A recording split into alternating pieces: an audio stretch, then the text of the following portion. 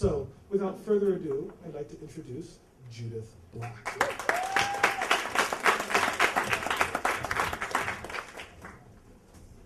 Happy spring, you guys. This thing has a life of its own.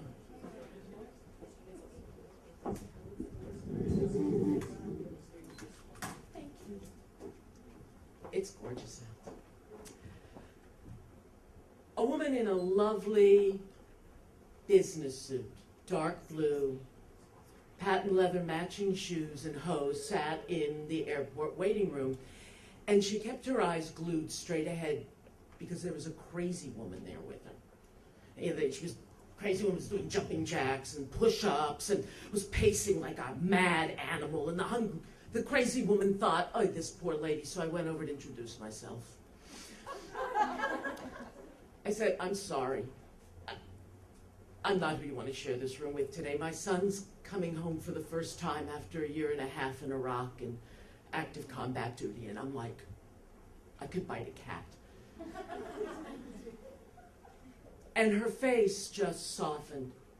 And she said, oh, honey, my father was full-time Army. I think I know a little bit about how you feel.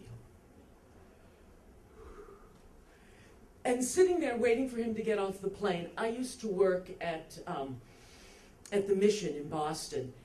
And people called these guys bums and homeless. They called them drunks, but what they were at the Pine Street Inn was the garbage barrel of World War II. You know, they were guys, and I love the words they use, you know, post-traumatic stress syndrome. That's the modern word. But every war has had its own word for someone who just saw too many people die. And my kid was coming back from a year and a half of it. And I kept thinking, well, he was a combat engineer. He didn't have to shoot anybody.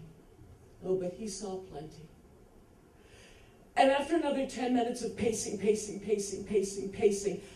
I could see people starting to come up the ramp. And I said, are you the plane from Bangor? And they were. And you know, when you want to just jump out of your skin and go up to the sky, it is so hard to stay in body. And I saw him down at the bottom of the ramp.